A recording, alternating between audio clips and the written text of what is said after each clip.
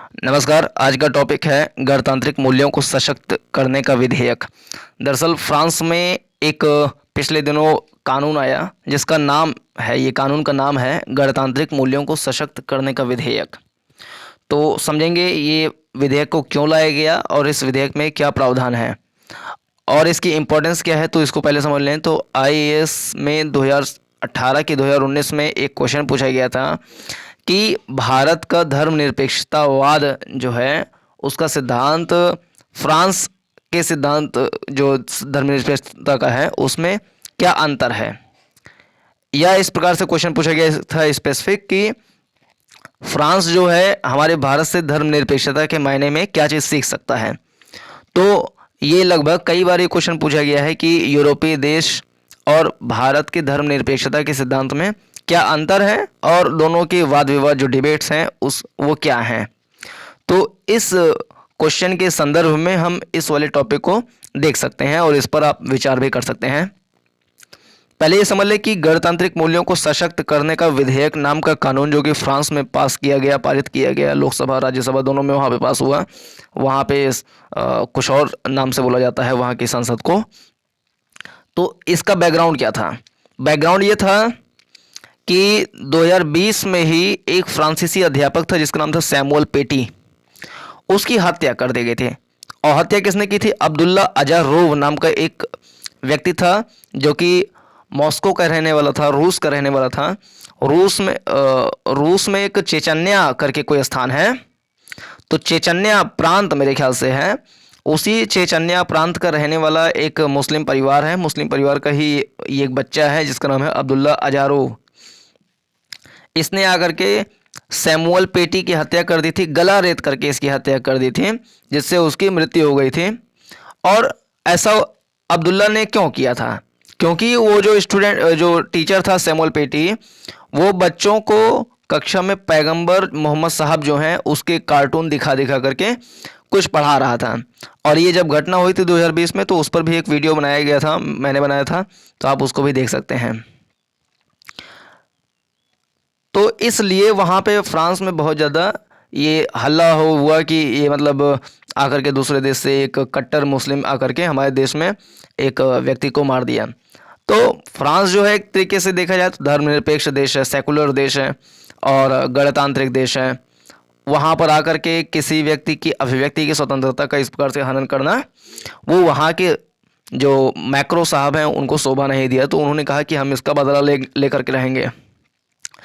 और जब ये घटना हुई थी तुरंत वहाँ के पुलिस, स्थानीय पुलिस जो है चारों तरफ से अब्दुल्ला को जो है घेर लिया और वहीं ऑन स्पॉट भून करके अब्दुल्ला की भी ऑन स्पॉट उसकी डेथ हो गई। तो ये तो अच्छा ही हुआ। तो ये घटना हुई थी 2020 में। इसके पहले भी 2015 में देखें एक घटना और हुई थी फ्रांस में जिसको बोलते हैं चार्ली एब्दो की घटना। इसको कुछ लोग चार्ली हेब्दो भी बोल देते हैं, कुछ लोग शार्ली एब्दो भी बोल देते हैं।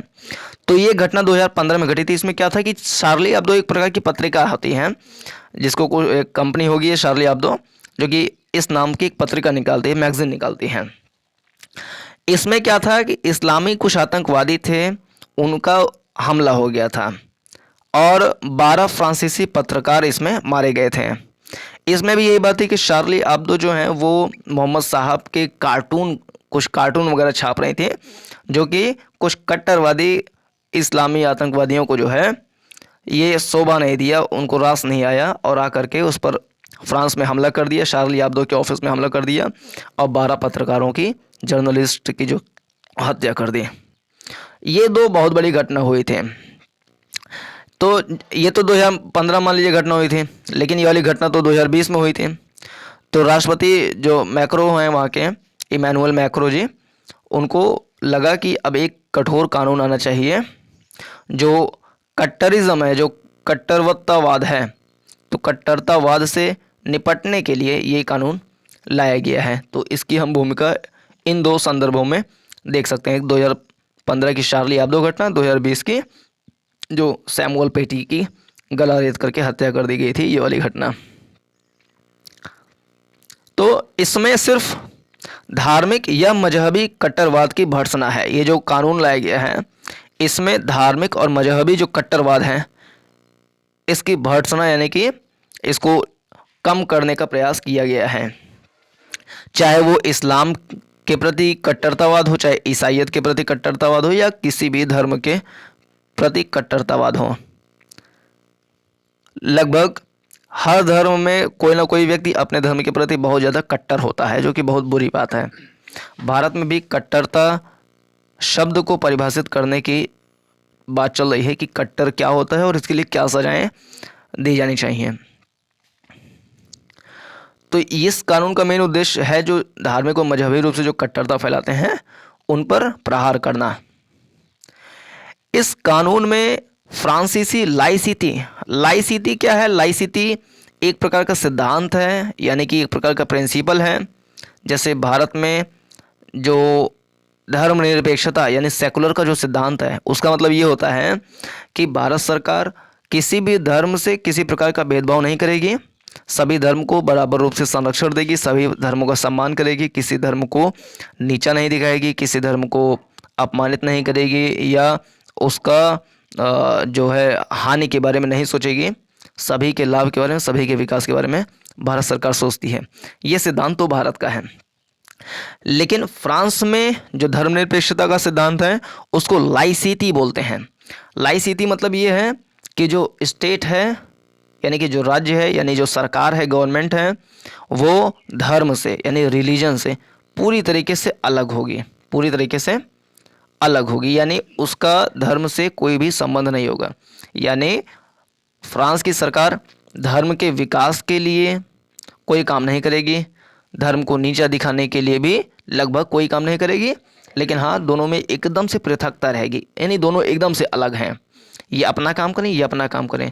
रिलीजन आकर के राज्य के कामों में हस्तक्षेप नहीं करेगा, राज्य जाकर के रिलीजन कामों में हस्तक्षेप कर सकता है यदि वहाँ पर किसी प्रकार की दुर्भावनाएं फैलने की डर हो तो लाइसिटी ये है। और बेसिकली इसी में ही क्वेश्चन पूछा गया था, इसी से ही रिलेटेड, कि फ्रांस क्या सीख सकता है भारत से। तो भारत की स्थिति जो है वो डिफरेंट है, फ्रांस की स्थिति जो है वो डिफरेंट है। वहाँ पर धर्मनिरपेक्षता जो लाया गया था इसलिए क्योंकि अंधकार युग जब यूरोप में चल रहा था तो वहाँ पर बहुत सारे लोग ईसाई के एकदम कट्टर प्रवर्तक थे, यानी ईसाई धर्म में जो बाइबल में कुछ भी लिखा गया है तो उसको मानते थे। यहाँ तक कि ये लिखा गया था कि जो पृथ्वी है वो एक जगह पर रुका हुआ है, सूर्य जो है पृथ्वी के चारों ओर चक्कर मार रही है, सूर्य पृथ्वी के चारों ओर चक्कर मार रही है। तो ये बाइबल में लिखा हुआ था, जो कि अपने आप में गलत है। बाद में कोपरनिकस साहब आए, उन्होंने कहा कि नहीं, सूर्य एक जगह पर रुका हुआ है, पृथ्वी उसके चारों ओर चक्कर मार रही है। तो जब कोपरनिकस ने ये सिद्धांत दिया तो इनकी बहुत ज़्यादा वहाँ के कट्टरवादियों ने घोर आलोचना की थी और इनको सज़ा भी देने की बात मतलब चलने लगी थे। तो ये कट्टरवादी वहाँ पे थे। तो ऐसा अंधकार युग से निकलने के लिए वहाँ की सरकार ने सोचा कि भैया रिलीजन ने जो भी सिद्धांत दिए हैं, जो भी मान रहे हैं, बाइबल को माने चाहे जो माने, हम तो उसको नहीं मानेंगे। हम तो जो साइंटिफिक टेम्परामेंट, जो साइंटिफिक खोज हो रही हैं उसी को मानेंगे। कोपरनिकस की बात मानेंगे, गैलीलियो की बात मानेंगे, इसी प्रकार से जो अन्य लोग हैं उनकी बात मानेंगे। तो वहाँ की परिस्थिति ये थी कि रिलीजन को स्टेट से पूरी तरीके से अलग करना ही था, ताकि रिलीजन स्टेट के कामों में हस्तक्षेप ना करे। तो इसलिए वहाँ पर स्टेट और रिलीजन दोनों में एकदम से पृथकता पाई जाती है। इसी सिद्धांत को लाइसिटी बोलते हैं। तो इस कानून में जो कानून लाया गया था ऊपर आपने देखा, उसमें लाइसिटी यानी धर्मनिरपेक्षता के सिद्धांत पर जोर दिया गया है। लाइसिटी का सिद्धांत क्या है वो बता दिया पहले है। तो इस सिद्धांत में इसी लाइसिटी पर जोर दिया गया है। 1905 में ईसाई कट्टरवाद को खत्म करने के लिए यह सिद्धांत आया था। तो लाइसिटी का सिद्धांत कब आया था? तो 1905 में आया था। ये क्या है? तो ईसाई कट्टरवाद जो है उसको खत्म करने का एक सिद्धांत है। इस कानून के चलते सरकारी स्कूलों में किसी छात्र या छात्रा और अध्यापक को ईसाइयों का जो क्रॉस होता है, जो अपने गले में पहने रहते हैं क्रॉस ना, जिसमें ईसा मसीह के लटके होने का जो ऐसा बना रहता है, तो ईसाई लोग ऐसा पहनता है ना क्रॉस करके। तो ये क्रॉस कोई अपने गले में नहीं पहनेगा, यानी पहन करके सरकारी स्कूल में नहीं आएगा। पहने कोई दिक्कत नहीं है, घर में पहन कर बैठा रहे, लेकिन जो सार्वजनिक स्थल हैं जैसे कि स्कूल है वहाँ पर पहन करके कोई बच्चा या कोई टीचर नहीं आएगा। इसके अलावा जो यहूदियों का यामुका होता है यानी टोपी, जैसे इस्लाम में भी टोपी पहनते हैं जो, उस तरीके से यहूदियों में भी टोपी पहनते हैं जिसको यामुका बोला जाता है। या इस्लामी में जो औरतें होती हैं जो हिजाब पहनती हैं, जो नकाब वगैरह ओढ़ती हैं, वो सब पहनने पर रोक लगा दी गई है। मतलब 1905 से ही रोक लगाई गई है। अभी इस पर थोड़ा सा और ज़्यादा जोर दिया जा रहा है। मजहबी जो छुट्टियां होती हैं जैसे ईद, दिवाली, फ्रांस के जो अपने त्यौहार होंगे, क्रिसमस वगैरह, तो उन सब में, या योम किप्पुर करके कोई त्यौहार होगा वहाँ पर मनाया जाता होगा। तो किसी प्रकार की जो धार्मिक त्यौहार होते हैं उसमें छुट्टियां नहीं दी जाएंगी, क्योंकि इससे भी दिक्कत होती है। भारत में क्या है कि मान लो कि दिवाली में अगर छुट्टी दे दी जाए, ईद में भी छुट्टी देना ही पड़ेगा, क्योंकि भारत एक ऐसा धर्मनिरपेक्ष देश है जिसमें सभी धर्मों का सम्मान दिया जाता है। दिवाली में सम्मान दिया जा रहा है, छुट्टी कर दिया जा रहा है। ईद वाले में पता लगा स्कूल खुला हुआ है, तो मुसलमानों के सम्मान का क्या हुआ? तो दोनों में छुट्टी दे दी जाती है। क्रिसमस में भी छुट्टी दे दी जाएगी, के फॉर क्रिसमस ना, क्रिसमस में भी छुट्टी दे दी जाएगी। ऐसे जैनों का अगर कोई त्यौहार है, बौद्धों का, यहूदियों का कोई त्यौहार है, उसमें भी छुट्टी दे दी जाएगी। तो पता लगा छुट्टी है सारा दिन, मतलब साल में कई दिन, तो इससे थोड़ी समस्या तो होती है। तो फ्रांस में ये चीज़ अच्छा है कि किसी भी धार्मिक उस पर छुट्टी नहीं दी जाएगी। खैर हमारा भी अच्छा ही है कि थोड़ा सा इससे एक आध्यात्मिकता, एक अपने सांस्कृतिक लगाव की भावना तो बढ़ती ही है। लेकिन हाँ, स्कूल खोल करके भी ये सब प्रोग्राम किए जा सकते हैं। दिवाली है तो हम क्या दिवाली स्कूल में नहीं मना सकते? मना सकते हैं। होली भी स्कूल में मना सकते हैं, रक्षाबंधन मना सकते हैं स्कूल में, ईद भी स्कूल में मना सकते हैं, कोई दिक्कत नहीं है। उस दिन कुछ सांस्कृतिक कार्यक्रम करा दिए जाए, पढ़ाई लिखाई ना कराया जाए, सांस्कृतिक कार्यक्रम करा दिया जाए, तो ये सब काम तो हो ही सकता है। खैर वहाँ पर फ्रांस में इन सब की छुट्टी नहीं होती है। इसका क्या उद्देश्य है? ये जो आया है, फ्रांस के मुसलमानों को यह समझाना है कि तुम सबसे पहले फ्रांस के नागरिक हो, ज़्यादा इस्लामी ना करो, पकड़ के जो है डाल देंगे अंदर, ज़्यादा कट्टरता नहीं चलेगी। तो एक कट्टर वाला भाव फ्रांस में नहीं चलेगा। आप सबसे पहले फ्रांस के नागरिक हो, अपने अंदर थोड़ा सा राष्ट्रवादिता लाओ, नेशनलिज्म लाओ, कि सबसे पहले फ्रांस के नागरिक हो। इस्लाम के नाम पर पे किसी का गला काट करके यहाँ पे काम नहीं चलेगा। इसी तरीके से आप पहले फ्रांस के नागरिक हो, अपने आप को अफ्रीकी ना समझो, अरबी ना समझो, अपने आप को तुर्की ना समझो, ईरानी ना समझो। और फ्रांस में मुसलमानों की आबादी 60 लाख के आसपास है। पूरे फ्रांस की आबादी 7 करोड़ है। 7 करोड़ में 60 लाख की आबादी अकेले मुसलमान की, यानी कि एक बहुत बड़ी आबादी मुसलमानों की है। और मुसलमान, कुछ अच्छे मुसलमान वहाँ पे कंट्रीब्यूशन भी करते हैं, लेकिन कुछ मुसलमान जो है विरोध भी करते हैं, मतलब कुछ कट्टरता भी फैलाते हैं। और जो वर्तमान में कानून आया है इसका भी कुछ मुसलमान जो है विरोध कर रहे हैं। तो देख लेते हैं इसमें प्रावधान क्या है। प्रावधान है कि पहला प्रावधान, इस कानून का प्रावधान क्या है कि औरतें जो होंगी वो नकाब नहीं पहनेंगी, या जो हिजाब होता है वो नहीं पहनेंगी। और अखंड भारत वाले चैनल पर देख सकते हैं, इस नकाब या हिजाब पर भी जो है, यानी औरतें के कपड़े जो हैं उस पर भी हमने बाकायदे एक वीडियो बनाया है कि नकाब या हिजाब पे रोक क्यों लगाई जाती है, साड़ी वगैरह क्या पहनने में क्या दिक्कत होती है, इन सब पे एक बाकायदे वीडियो बनाया है, उसको भी आप देख सकते हैं। तो इसमें प्रावधान पहले ये है कि औरतें जो है नकाब या हिजाब जो है वो पहनकर सार्वजनिक स्थान पर नहीं जाएंगी। इससे दिक्कत क्या होती है, मान लीजिए कोई ऐसी भी घटना देखी गई है कि औरतें हिजाब पहन करके सार्वजनिक स्थान पर जा रही हैं, ठीक है, कोई दिक्कत नहीं है।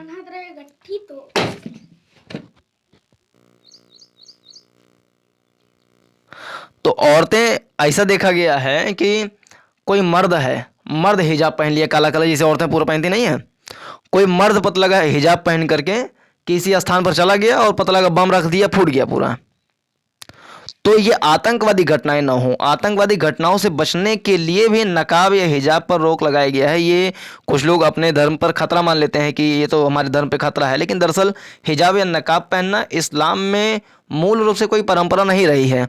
ये तो हिजाब या नकाब पहनना ये एक सांस्कृतिक परंपरा है जो किसी क्षेत्र विशेष में पनपती है, लेकिन धीरे धीरे पूरी दुनिया में लगभग सभी मुसलमान इसको अपनी एक अस्मिता से जोड़ करके देखते हैं कि नकाब हिजाब पहनना हमारा धार्मिक रिवाज है।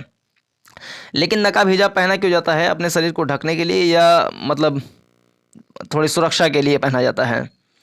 तो ऐसा तो हिंदुओं में भी पूरा साड़ी पहन लेती हैं। तो अपनी सुरक्षा के लिए सब लोग अलग अलग तरीका ईजाद करते हैं। अरबी देशों में नकाब, जो अरब हैं, सऊदी अरब, यहाँ सब पे नकाब वगैरह क्यों पहना गया, इसका एक कारण ये भी था क्योंकि वहाँ पे पूरा रेगिस्तानी इलाका है, तो धूल वगैरह उड़ते रहते हैं। धूल उड़ करके पता लगा उनकी आँखों में जा रहे हैं, तो नकाब इस तरीके से पहने लेते हैं कि आँख में भी पर्दा रहता है, यानी पूरी तरीके से कोई दिक्कत नहीं, एक भी धूल उनके शरीर में नहीं टच करेगी। तो इसलिए शायद वहाँ पर नकाब या हिजाब पहनने की परंपरा चली रही होगी। तो धीरे धीरे जो है मुसलमान इसको मान लिए कि ये तो मतलब हमारे धर्म की अपनी बात है। तो इस पर चोट मानते हैं बहुत सारे लोग, इसलिए भी इसका विरोध चलता है। खैर, ये प्रावधान किया गया है कि कोई भी नकाब या हिजाब पहनकर कोई भी औरत सार्वजनिक स्थान पर नहीं जाएगी, ताकि कोई पुरुष भी कभी उसका दुरुपयोग करके नकाब पहन करके चला जाए, पता लगा कोई पहचान ही नहीं पा रहा है और वो बम फोड़ कर चला आए। दूसरा प्रावधान ये है कि क्रॉस, यानी उनका जो क्रॉस होता है जो गले में लटकाते हैं, वो यामुका यानी कि यहूदियों का टोपी, हिजाब यानी कि जो औरतें पहनती हैं, ये पहन करके सरकारी दफ्तरों या विश्वविद्यालय यूनिवर्सिटीज़ में नहीं जाएंगी। भारत में भी जो है कुछ विद्यालयों में, बिहार में शायद ये मांग कुछ सालों पहले उठी कि कोई लड़की थी वो नकाब वगैरह पहन करके स्कूल में जा रही थी, तो रोक दिया गया कि आप पहले नकाब उतारो। तो लड़कियां चिल्लाने लगी, कहीं हमारे धर्म पे खतरा, हमारे धर्म पे खतरा आ गया है। ये धर्म पे खतरा थोड़ी ना होता है, स्कूल में कोई नकाब पहन करके जाता है? सारी लड़कियां खोल करके आ रही हैं, चेहरा खोल, तुम नकाब पहन करके आ रही हो, कोई सहूर होता है ये? स्कूल में, स्कूल तो मंदिर है एक तरीके से, और मंदिर में भगवान के सामने जा रहे हैं, टीचर के सामने जा रहे हैं, पता लगा नकाब ओढ़ के जा रहे हैं, तो टीचर आतंकवादी थोड़ी ना जो उसके सामने नकाब ओढ़ कर जा रहे हैं। उतार करके जाओ अपना। स्कूल में नकाब पहनना अच्छा लगता है? तो कहीं नहीं, धर्म पे खतरा है, धर्म पे खतरा है, तो ये गलत बात है। थोड़ा सा दिमाग लगाना चाहिए, सेंस लगाना चाहिए। हर जगह धर्म को नहीं ठूसना चाहिए। स्कूल में भी धर्म को ठूसेंगे तो स्कूल में पढ़ने जा रहे हैं कि कट्टरता करने जा रहे हैं? तो वहाँ पर कहा गया कि विश्वविद्यालय में हिजाब वगैरह पहन करके नहीं जाओगे, सब उतार के जाओ बाहर। तो ये अच्छी बात है। एक से ज़्यादा शादी करने पर रोक लगा दी गई, ये भी अच्छी बात है। इस कानून के हिसाब से एक से ज़्यादा जो होता है शादियाँ, उसको पॉलीगैमी बोलते हैं, पॉलीगैमी। तो पॉलीगैमी करने पर जो है रोक लगा दी गई है कि एक से ज़्यादा ब्याह नहीं करोगे, करना है तो छोड़ के जाओ नागरिकता यहाँ की, पाकिस्तान में जाओ 10 ब्याह करो इमरान खान की तरह। लेकिन यहाँ पर एक से ज़्यादा ब्याह नहीं कर पाओगे, अगर करोगे तो 13 लाख का जुर्माना लग जाएगा तुम्हारे ऊपर। अगला प्रावधान है कि मजहब के नाम पर अगर डराने या धमकाने का काम किया जाएगा तो 65 लाख का जुर्माना लग जाएगा।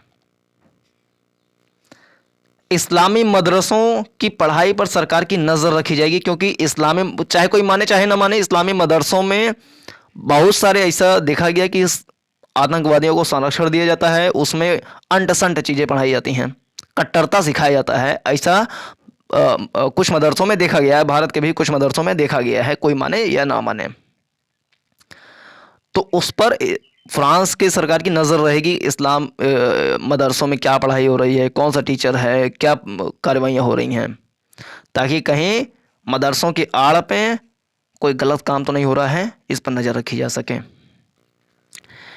3 साल की उम्र के बाद के जितने भी बच्चे हैं, उन सभी बच्चों को स्कूल में विशेष रूप से दाखिला कराया जाएगा। अगर उसके बाद दाखिला नहीं कराया जाता है तो कार्रवाई होगी, उनके ऊपर भी होगी।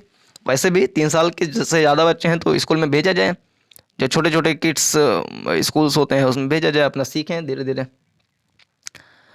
और मुस्लिमों में अक्सर ऐसा देखा जाता है कि वो अभी वर्तमान वैश्विक परिदृश्य में ये स्थिति अच्छी हो रही है कि बहुत सारे मुस्लिम पढ़ने जाते हैं, लेकिन अक्सर ऐसा, जहाँ तक मेरा अनुभव है, कि बहुत सारे लोग मुसलमान कहते हैं कि मतलब पढ़ाई लिखाई पे ज़्यादा फोकस नहीं करना चाहते हैं। वो मतलब अपना स्वरोजगार पे ज़्यादा फोकस करते हैं। तो मस्जिदों को मिलने वाले जो पैसे होते हैं, जो फंडिंग होती है विदेशों से मस्जिदों को चलाने के लिए, उस पर भी नज़र रखी जाएगी, सरकार की नज़र रहेगी। इसके अलावा डॉक्टरों द्वारा मुस्लिम लड़कियों को, जो मुस्लिम लड़कियां होती हैं उनको कुंवारी होने का प्रमाण दिया जाता है वहाँ पर। या बहुत सारे जो मतलब एकदम तुच्छ सोच वाले होते हैं वो कहते हैं भैया लड़कियां से ब्याह करने जा रहे हैं, पहले चेक तो करो कुंवारी है, समझ रहे हो भाव मेरा, कहीं तो कुंवारी है इसको चेक करो।